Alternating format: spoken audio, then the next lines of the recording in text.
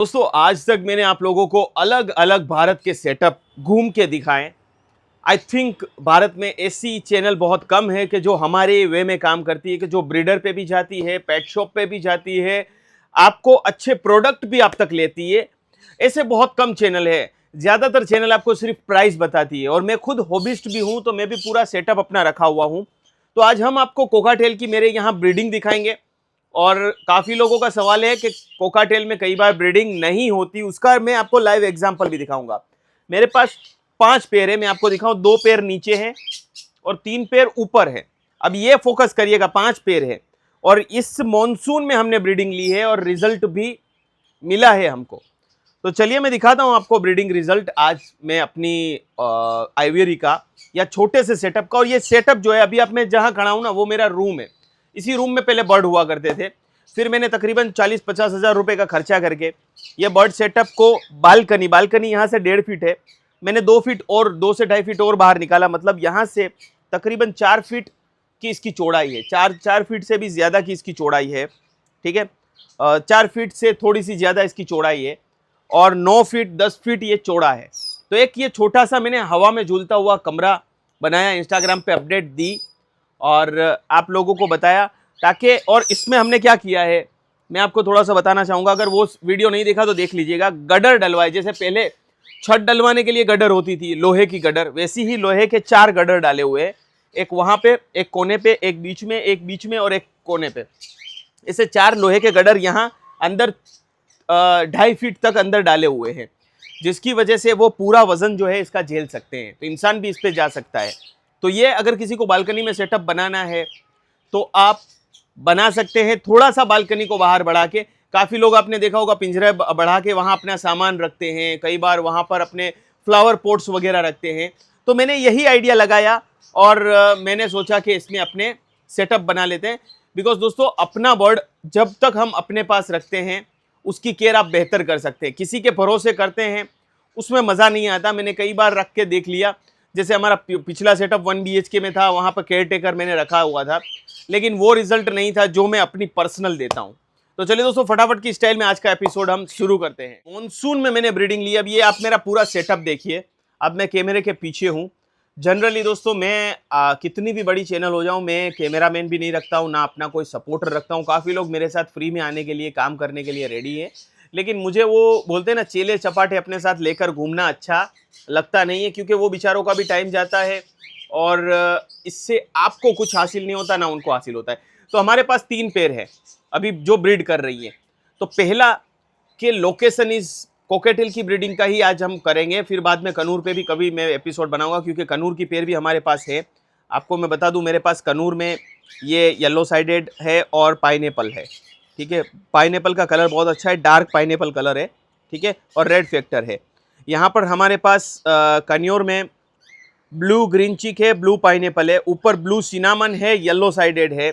4 बच्चे निकालती है ये फीमेल, वो फीमेल 3 बच्चे बड़े करती है। और अपने पास पूरी पाइनएप्पल की रेड फैक्टर में एक पेयर है। ठीक है, और एक एक्स्ट्रा मेरे पास येलो साइडेड का मेल है। ये एक भाई साहब को दिया था, उनके पास से इसकी फीमेल जो है वो उड़ गई थी। ठीक है, तो ये हो गया। अब कोकाटेल की बात करते हैं। तो सबसे पहले मैं आपको मेरा हेवी म्यूटेशन का कलेक्शन दिखाता हूँ। ये दोस्तों, जो हेवी म्यूटेशन का कलेक्शन देख रहे हैं, ये जेनेस एक्सोटिक से मैंने मेल लिया था 8,000 रुपये में, क्योंकि आज से 1 साल पहले थोड़ा सा कोकाटेल का और अच्छा दाम था। मेरे पास बटरफ्लाई की फीमेल थी और अनफॉर्चुनेटली वो बिल्कुल ही कंडेम हो गई, क्योंकि हैवी म्यूटेशन में कई बार ऐसा होता है उनके पंख जड़ जाते हैं। तो मैंने अल्बिनो की फीमेल जो अमीन चाचा के पास से लाया हूँ।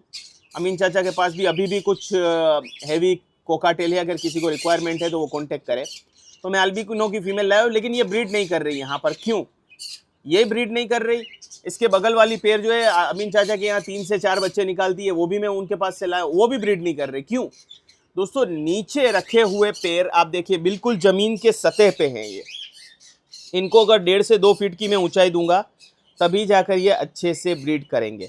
भले यहाँ पर कोई आता जाता नहीं है, लेकिन दोनों का लोकेशन नीचे होने की वजह से नहीं होता। और ये मैंने सिर्फ अनुभव नहीं किया, कई सालों से अनुभव किया है। और मैंने अमीन चाचा से भी पूछा, दूसरे कोकाटेल ब्रीडर से भी पूछा, तो उन्होंने कहा जो पेयर बिल्कुल नीचे होगी वो लेट ब्रीड करती है या नहीं करती है, बहुत नीचे होगा तो नहीं करती है।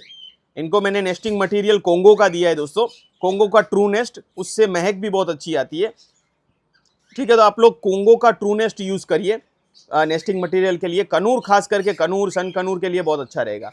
तो ये एक रीज़न हो गया आपका कोकाटेल का ब्रीड नहीं करने का। अब जहाँ पे धाकड़ ब्रीडिंग है वो मैं आपको बताता हूँ। यहाँ पर अपने पास एक जोड़ा है, अपना घर का पुराना मेल है, जिसकी एक हिस्ट्री है कि अंडा फूट गया था, फिर भी अंडे को मैंने दूसरी फीमेल के नीचे रखा, मेल को कनूर ने मार दिया था, उस मेल को मैंने बचाया, तो इस मेल को मैं हमेशा रखूँगा। ये आपको झाँक रहा है, मेल दिख रहा है, ठीक है। चलिए अब मैं फ्लैश लाइट ऑन करके आपको यहाँ पर क्या प्रोग्रेस है दिखाता हूँ। ये जोड़ा लगा, ये फीमेल भी जो है अमीन चाचा के पास से ली, तो आपको देखने को मिलेगा यहाँ पर 4 अंडे हैं, ठीक है। पूरा जोड़ा एक जैसा ही लग रहा है, पूरा जोड़ा। ये फीमेल भी ऐसी ही लगती है और मेल भी आप मेरा देख सकते हैं किस तरीके के का है, ठीक है।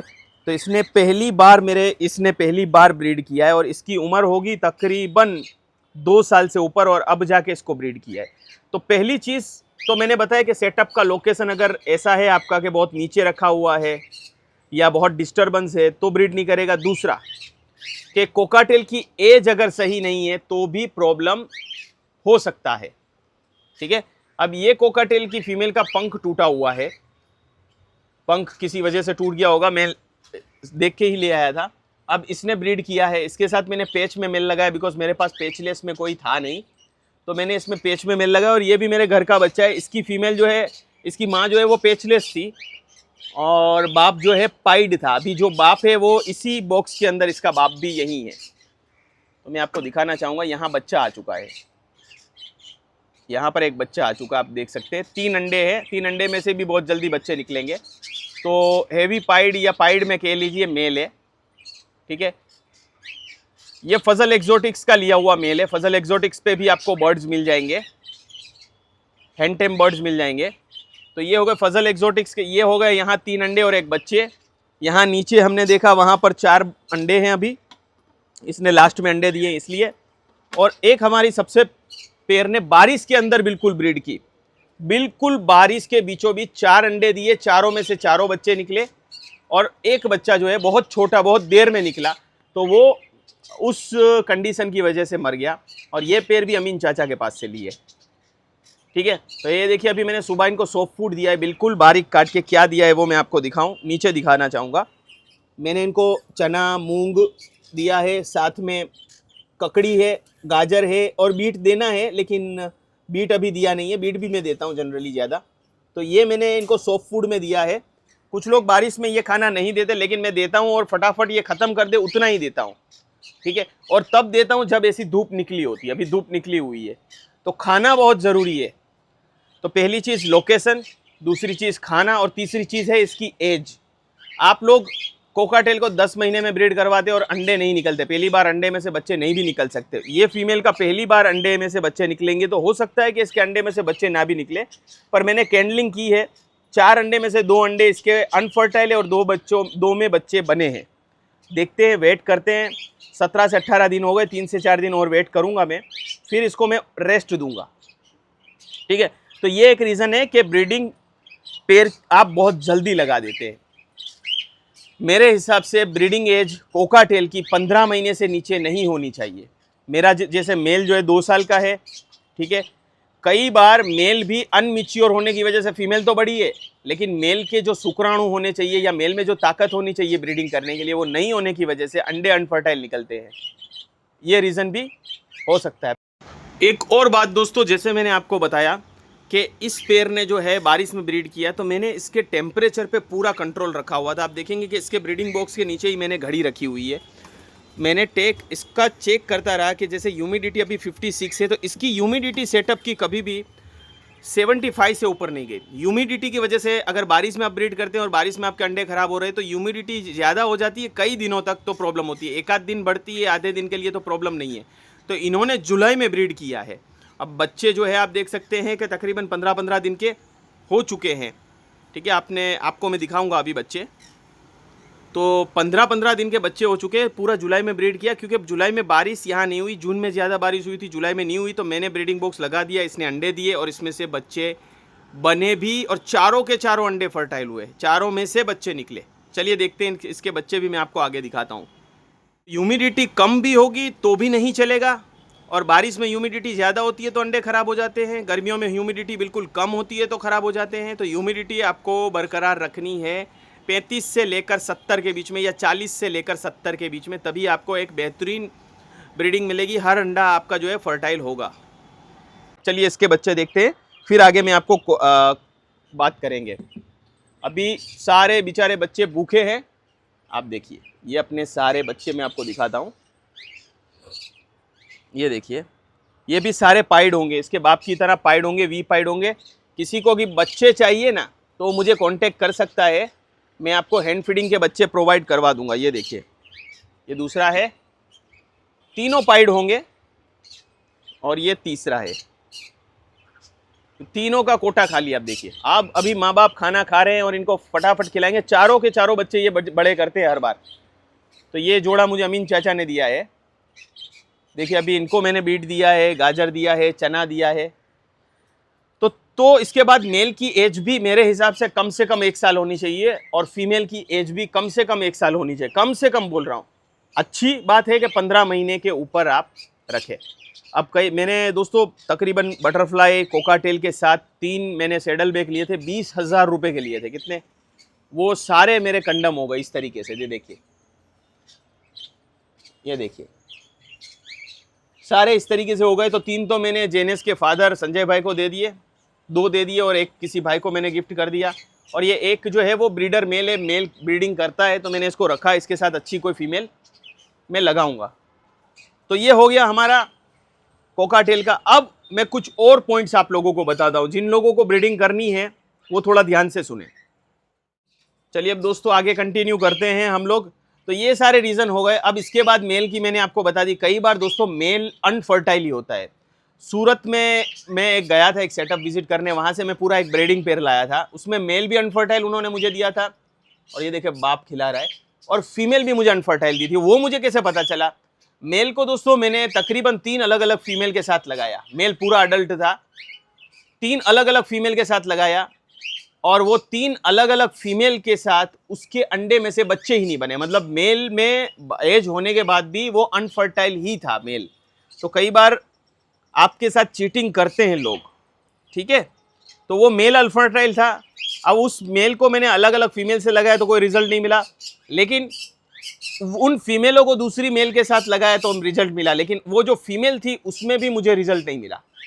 उनके साथ जो फीमेल थी उसके बच्चे भी मर जाते थे। आपको मैंने पिछली बार अपडेट दिए, बच्चे होके मर रहे हैं। तो मैंने उसमें अलग अलग मेल लगाए तो बच्चे नहीं हुए। अब आपके सामने है, यही मेल लगाया था, 1 बच्चा हुआ, 1 बच्चा सर्वाइव कर रहा है। यहाँ 3 बच्चे सर्वाइव कर रहे हैं। मतलब वो फीमेल भी कहीं ना कहीं कमज़ोर थी, वीक थी, तो उसके बच्चे वीक होने की वजह से वो बच नहीं पाते थे। तो ये एक रीज़न है बच्चे मर जाने का। अब ब्रीडिंग ना होने का रीज़न भी मैंने आपको बता दिया कि बाप अनफर्टाइल हो तो भी कई बार अंडे में से बच्चे नहीं निकलते हैं, या फीमेल बूढ़ी हो गई है, आपको पता नहीं चलेगा ये बूढ़े हो गए कि नहीं है। बूढ़े होने के बाद भी मेरी एक फीमेल थी जिसको मैंने 5 साल रखा, वो बूढ़ी हो गई, उसके बाद उसके अंडों में से बच्चे नहीं निकलते थे। तो ये एक रीज़न भी हो सकता है। कोकाटेल सही कहाँ से लेना चाहिए? एक तो मैं कहूँगा पट्ठे कोकाटेल लीजिए, मतलब रेडी टू ब्रीड होने वाले जो कोकाटेल है ना, जिन्होंने अपना पूरा कलर अभी पकड़ा नहीं है। जैसे ये पहली बार ब्रीड कर रही है, अब मुझे पता है पहली बार मेरे यहाँ ब्रीड कर रही है, शायद अंडे खराब भी निकलेंगे, तो नेक्स्ट टाइम तो अच्छी ब्रीड करेगी, क्योंकि इसका जो बाप है वो 1.5-2 साल का, मेरे को एज पता है, वो मेरे यहाँ बड़ा हुआ है, तो वो अच्छी ब्रीड करेगा। आप लोगों को जल्दी हलवा खाना है, इसकी चक्कर में आप लोग जो है फंस जाते हैं। या फिर कोई अपना पूरा सेटअप बता रहा है, जैसे जैसे इसाक भाई का मैंने वीडियो डाला है सूरत में हमारी दूसरी चैनल पर, वो जाकर देखिए। उन्होंने पूरा सेटअप उनको हटाना है, क्रीम क्रस्ट है, बटरफ्लाई है। तो ऐसा कोई बंदा है तो वो आपसे चीटिंग नहीं करेगा, वो आपको पूरा सही पेयर देगा, ठीक है? और चीटिंग करने वालों के पास मैं दोबारा कभी जाता नहीं हूँ दोस्तों। तो वो ऐसे बंदे होने चाहिए कि जो सही बोलकर आपको दे। अब ये देखे, माँ खिलाने के लिए गई, बाप ने अभी खिला दिया, अब माँ खिलाने के लिए गई है खाना, और बच्चों को खिला रही है। तो ये था आज मेरी कोकाटेल की ब्रीडिंग प्रोग्रेस, और आपको मैंने मेरे सेटअप में अपडेट दिखाई। 2 फीट के केज थे, वो मैंने अभी दे दिए हैं, कम कर दिए 5 केज। मेरे पास 10 2 फीट के केज थे, अब सिर्फ 5 बचे हैं, 5 मैंने दे दिए। और यहाँ पर मैंने बीच में 2.5 फीट के केज में मैंने सब ब्रीडिंग पेयर कोकाटेल की रखी हैं और कन्योर की रखी हैं।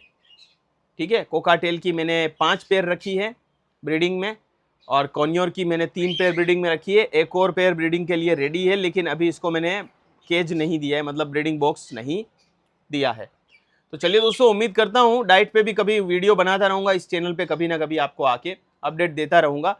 और ये देख लीजिए पूरा वो कोने में, वहाँ मेरा हॉलैंड बजीज का सेटअप था, वहाँ पे भी 2 मैंने पेयर दे दी और फिर 2 केज खाली पड़े हैं। तो ये है अपना बालकनी के अंदर सेटअप, छोटा सा अज्जू भाई का सेटअप। बड़ा सेटअप बनाने की उम्मीद है कि फ्यूचर में हम कभी बनाएंगे, अगर ऊपर वाले ने पैसे दिए और जगह दी तो हम ज़रूर बनाने की कोशिश करेंगे। चलिए दोस्तों, आज के लिए इतना ही। कोई और जानकारी चाहिए तो इंस्टाग्राम पे मुझे फॉलो करके आप मुझे हाय हेलो करिए। कुछ लोग मुझे फॉलो नहीं करते हैं और सवाल पूछते हैं, तो फॉलो करेगा उसी को रिप्लाई मिलेगा इंस्टाग्राम पे।